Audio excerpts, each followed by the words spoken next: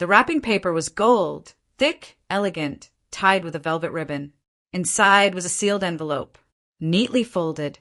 3 months of fully covered rent. I handed it to my sister with a quiet smile. It wasn't flashy. It wasn't meant to be. Just a small act of relief for her. Someone who'd been struggling, according to every whispered conversation my mother had dropped in my lap over the last few weeks. Rachel opened the envelope, slowly, read the card, looked at the check, then looked up at me, loud enough for the whole family to hear. Tries to compensate for the fact that she's not needed by this family. The room went still. Then someone, I think my cousin, let out a laugh. And then the rest joined in. The kind of laughter that doesn't just sting, it slices. I felt it hit like a slap. But I didn't flinch. I reached forward, plucked the envelope right back from Rachel's hands, tucked it into my coat pocket and said, "Useful to know. No yelling. No drama. Just truth."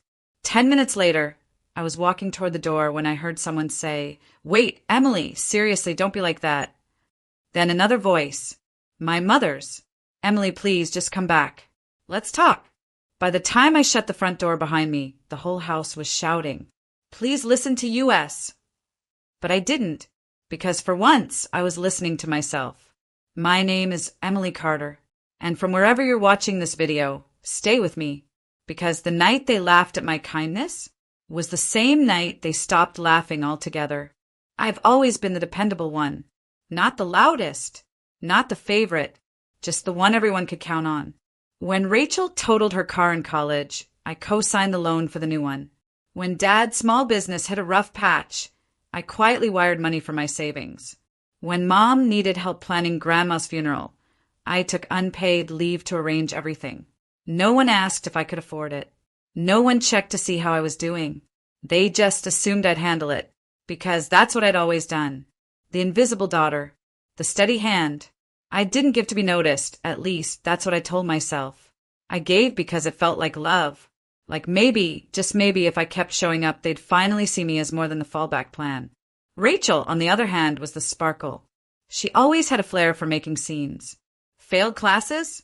It was the professor's fault. Broken friendships? They were jealous. Every family event revolved around her. Her job drama, her on and off boyfriend, her endless crises. Mom called it personality. I called it convenient, because no matter how much mess Rachel created, someone else always cleaned it up. Usually me. And still, I thought this year might be different. She'd been late on rent 3 times, Mom said. Behind on utilities. She was trying, but work had been slow. So I did what I always did, quietly made things easier. 3 months of covered rent. No fanfare, just a gesture of support. And she took it, held it in front of everyone, and mocked me. She's not needed. Like kindness was embarrassing. Like being dependable was pitiful. Like the worst thing a woman could be was useful. I watched them all laugh. My mother, my cousins, even my aunt, the one who cried when I helped pay off her medical bills 5 years ago. In that moment, I wasn't humiliated. I was done. Because when someone shows you what your presence means to them, believe them. And when they laugh at the version of you that's always carried their weight, you don't argue. You put it down. For good. After I walked out of that house, I didn't cry. Not in the car. Not when I got home. Not even the next morning when I opened my email to a long message from my mother titled, "Let's not overreact." I read every word. Rachel was just being playful. You know how sarcastic she is. We all appreciate you, even if we don't always say it. Every line was a masterclass in deflection. Not once did she acknowledge what happened. Not once did she ask how I felt. It was damage control. Rehearsed. Hollow. I didn't reply. Instead, I opened my bank app, and I started pulling plugs. First, the automatic payment for Rachel's car insurance. She hadn't even known I was covering it. Mom had quietly asked me to help her get on her feet months ago. Canceled. Next, the savings account I set up for Dad's side business, the one where I was the only one contributing. Closed. Then, the shared family Netflix and Spotify plans I was managing. Small things, but symbolic. Gone. I wasn't angry. I wasn't out for revenge. I just realized I was done volunteering for a family that didn't even see me as a person, just a resource. Over the next few days, the silence got louder. Rachel didn't reach out. Not once. No apology, no explanation, no accountability. That didn't surprise me. What did surprise me was how free I felt. The absence of obligation. The way my calendar felt suddenly lighter, my evenings longer. I cooked for myself, took walks, slept better. I kept waiting for the guilt to creep in, the pull to make things right. But it didn't come. Instead, I found myself breathing, really breathing, for the first time in years.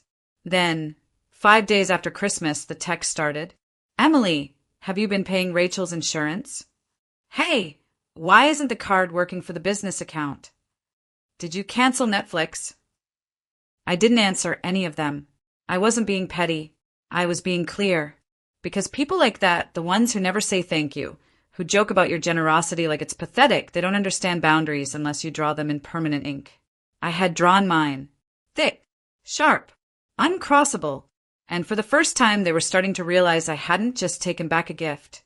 I had taken back me. You know, what happens when you stop feeding a system that runs on your silence? It starts to starve. At first, they don't notice. It's a missed payment here, a forgotten login there. Small things, inconveniences, but then the gaps widen.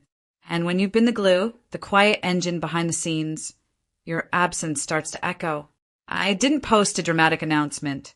No cryptic Instagram quote about boundaries or healing. No long emails saying, I'm done. Because I wasn't giving them anything else to hold on to, not even closure. I just stopped. I pulled out of the family's group vacation planning thread. Removed my card from the travel booking site. Unsubscribed from the newsletter Rachel was running. The one I'd built for her, branded for her, paid monthly fees to keep live. She emailed me twice. Hey, the payment didn't go through. Can you just update your card? You've always handled that. I didn't reply. And when she tried again, this time from a different address, I blocked her. I wasn't being cruel. I was being consistent. Consistency was something I'd always given freely, even when they didn't deserve it. I showed up. I remembered birthdays. I sent flowers when they were sad, food when they were sick, and money when they were in a tough spot. It had never been reciprocated. Not once. The Christmas before this one, I paid for the entire dinner, catered. Rachel had shown up 3 hours late, snapped a selfie in front of the tree I decorated, and left before dessert. No one thanked me. No one even noticed when I stayed behind afterward to clean alone. This time they noticed everything. I heard from my cousin Mia that the group business account was locked. I had removed myself as co-owner. Apparently, the legal paperwork I'd filed months earlier had just taken effect. I was no longer financially tied to any of them. Mom tried calling, twice in one day. I didn't pick up. Then she sent a message. Emily, I don't understand what you're doing. We're family. Can't we move on from one awkward moment? One awkward moment? That wasn't awkward. That was betrayal with a bow on top. They humiliated me when I offered help, not because they misunderstood me, but because my usefulness threatened their egos. They were comfortable with me giving, as long as I stayed small while doing it. Now, I was stepping out of the background, and they hated that more than they ever appreciated the help. So I let the silence grow. I let them squirm. I let the weight they used to toss on me fall squarely back into their own hands.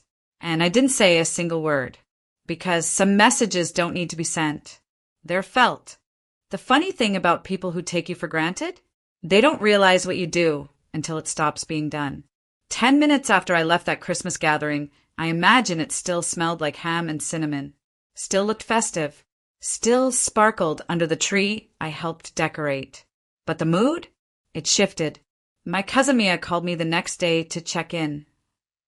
She's the only one who ever saw through Rachel's nonsense, quietly, never out loud. She said, Emily, what happened after you left? I've never seen them panic like that. Apparently, someone finally opened the family Venmo account to confirm the vacation deposit, only to find the balance at zero, because I'd pulled my share and locked them out. Then someone realized Rachel's rent hadn't been paid and wasn't going to be. Then the Netflix logged out. Then the Spotify. Then the shared grocery delivery plan Mom had been using on my dime for the past year stopped working mid-order. At first, they thought it was a tech glitch. Then reality crept in like a cold draft. They had laughed. They had mocked. And then they watched the foundation they never noticed crack, piece by piece, with no one to stop the fall. They weren't sad I left. They were terrified that I meant it, that I wasn't going to come back like I always did, that I wasn't going to accept the fake apologies, the half-hugs, the excuses like, you know how Rachel is. This wasn't Emily having a moment. This was Emily vanishing and taking the structure with her. By New Year's Eve, the family group chat was a war zone. I didn't read the messages directly, but Mia sent me a few screenshots. Rachel was playing victim. I said one thing and she overreacted. It's not like I burned her house down. Mom defended her as always. It was a joke. We didn't mean it. She's being dramatic. Dad said nothing. Of course he didn't. That was always his role, the passive background figure. Loud during football games. Silent when things actually mattered. Then the tone changed. Emily, please. We're a family. We need to talk. And the word they mocked me for, needed, suddenly turned on them. Because what they were really saying was, we don't know how to function without you. We don't know how to clean up the mess now that you've stopped holding the mop. We don't know how to be a family unless you're fixing it for us. And I didn't respond. Not once. Instead, I bought a new planner. One with no birthdays marked. No family dinners circled. No reminders to send flowers or transfer money or set up Zoom calls for game night. Just blank days, waiting to be filled with people who saw me as more than a convenience, wrapped in polite silence. People who wouldn't laugh when I gave, who wouldn't use gratitude as a weapon, who didn't see boundaries as betrayal. Let them shout. Let them scramble. Let them realize the gift they threw away. Because they made one thing crystal clear. I wasn't needed, and that was the most liberating thing I'd ever learned. The first voicemail came 2 weeks after Christmas. It was my mother. Her voice was careful, the kind she used when she was afraid she might not be in control anymore. Emily, I just want to talk. We miss you. Your sister. Well, she regrets what she said. You know how she is. Please call me back. I didn't. Not because I was being cruel, but because I didn't believe her. Regret in our family was just code for say something nice so she'll come back and fix this. A few days later, Rachel posted an Instagram story. Just a picture of her Christmas tree, still up in mid-January with a caption. Not all presents are what they seem. Some people are just too sensitive. Subtle in her usual way. A jab in glitter. She wasn't sorry. She was embarrassed. Because her support system, the one she never acknowledged, had pulled the plug. I muted her account. Blocked my mom's number. I told myself it was temporary. But the longer the silence stretched, the more I realized how peaceful life could be when I wasn't constantly cleaning up behind people who never said thank you. Instead of phone calls about someone's overdue rent or small emergencies, my days were full of quiet, calm. I went to work, came home, cooked for myself, started reading again, signed up for a weekend ceramics class just because I liked the idea of making something with my hands. I wasn't waking up dreading messages. I wasn't planning my calendar around other people's drama. I wasn't budgeting to fix someone else's crisis. It was the kind of freedom you don't even know you're missing until you taste it. Mia, my cousin, the only one who didn't jump on the bandwagon, invited me to brunch one Sunday. I almost didn't go, but I'm glad I did. She didn't pressure me, didn't say you should talk to them. She just asked how I was. And when I said, honestly, peaceful, she smiled and said, yeah, I can tell. I think that was the moment I knew I wasn't going back. Not in a dramatic, slam the door kind of way. Just quietly, like someone stepping into a room where they finally belong and realizing they never needed permission to be there. Around that time, I got a promotion at work. A big one. I was offered a lead role on a project I'd been hoping for all year. The funny part? Rachel found out before I told anyone. She emailed me. Just 2 lines. Congrats. Guess you're doing fine without us. That last word, us, stuck out. Because she meant without her. Without Mom. Without the whole web of people who had kept me small while pretending it was love. I didn't reply. I didn't need to, because Rachel was finally learning what it felt like to not be needed. And I was learning something, too. Love that comes with strings isn't love. It's control. Support that only shows up when you're useful isn't support. It's dependence in disguise. I had spent most of my adult life trying to prove I belonged at a table that had no seat for me. Now, I was building my own table, and it wasn't made of guilt. It was made of peace. That Christmas, I didn't wait for an invitation. I didn't check the group chat. Didn't browse holiday flights. Didn't wonder what theme my mother had chosen for the decorations or whether Rachel would post another curated carousel of perfectly lit chaos. I just planned something for myself. I hosted Christmas Eve in my apartment. Not the biggest space, but it held warmth like a second skin. I hung string lights across my kitchen window, baked cinnamon rolls from scratch, and sent out invites to the people who had actually shown up for me that year. For guests came. Mia, of course, with a bottle of wine and a laugh that filled the entire room. Jules, a co-worker turned friend who once brought me soup when I was sick. Nina and Leah, a couple I'd met at my ceramics class, who'd never once made me feel like a third wheel, just a welcome human. There were no cameras, no passive-aggressive jabs over the mashed potatoes, no competition for who gave the best gift. Just joy, chosen joy, the kind you can feel humming beneath a quiet dinner table. At one point, Jules raised her glass. To Emily, she said, for showing us what peace really looks like. I didn't know how to respond, because for so long I had been the one in the background, organizing, fixing, giving, not the one being toasted. I didn't want to cry, but I did, just a little, not from sadness, from arrival. I had landed somewhere real. That night, after everyone left and the dishes were done, I sat by the window with a blanket and a mug of peppermint tea. Outside, the city moved like it always did. Lights blinking, cars passing, laughter rising up from a nearby bar. I didn't miss my family, not even a little. And that was a truth I never thought I'd be able to say without guilt. I used to think peace came after forgiveness, that I had to go back, explain myself, smooth things over, convince them to see my worth. But peace had nothing to do with them. It came the moment I stopped waiting for them to change.